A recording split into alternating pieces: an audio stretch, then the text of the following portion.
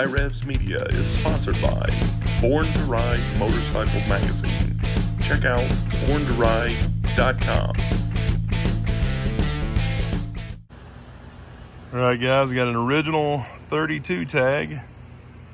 It's all been redone. You can see it was an older tag. Been redone, repainted, fully restored. This thing's gonna look awesome under here.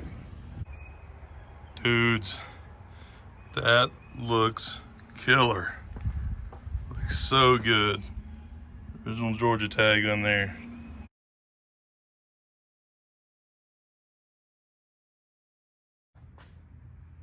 All right, guys, so hot rod's still over here at the shop, and Daddy's been working on it.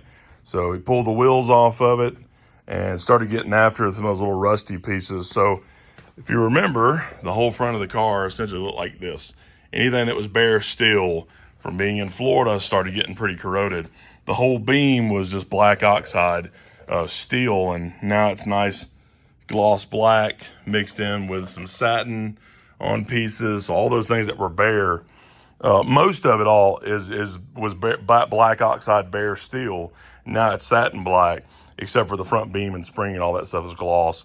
The engine will soon be gloss black instead of Chevy orange, and I know it's hard to tell that on the camera, but that is Chevy orange, whereas this is red. Red interior. I have no idea why they painted the motor Chevy orange. Chevy orange isn't a bad color.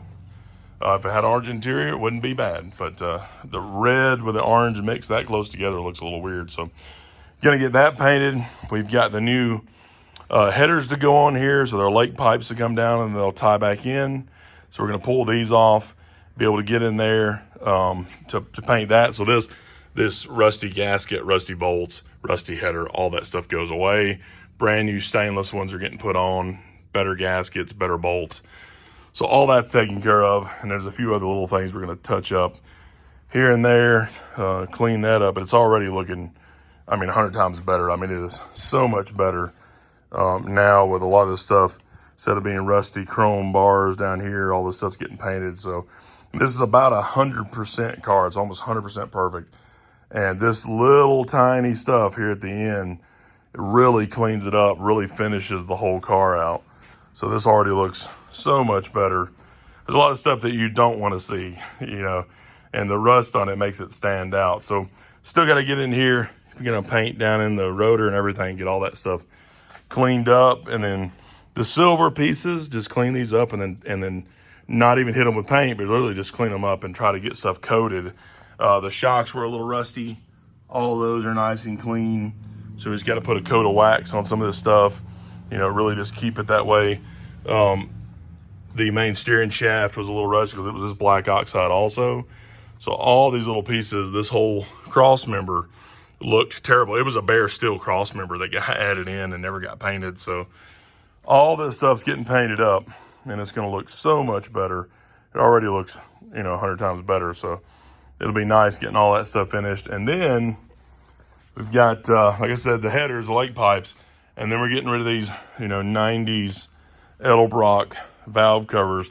The air cleaner doesn't look that bad, but these riveted valve covers look very 90s, which would be fine if it was on a 90s Chevy pickup.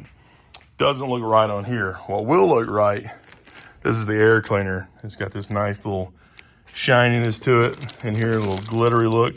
We've got some valve covers that match these that are going to look awesome, very 50s style looking. So that's what I want in this is a 50s, 60s style hot rod. So a little less street rod, a little more hot rod, a little more traditional. So I think it's gonna look pretty dang good. All right, guys, so we got the header on this side pulled off just to test fit one of the pipes, and you can see that here. It's gonna look pretty good on there, but we're trying to figure out because this is the Terminator, where we're gonna put the O2 sensor, because we don't need it down there, we need it up here in the header. So I was looking at doing the part where it drops down to go back in, and it's really way too tight there. So we're looking at putting it in the header and then a bung. And like I said, hopefully I switch this thing to 480Fs anyways.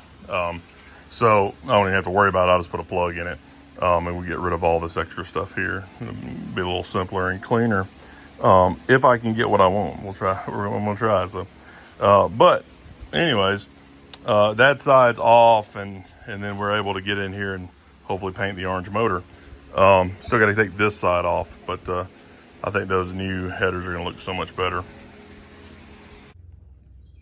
All right, guys, working back on the hot rod again today.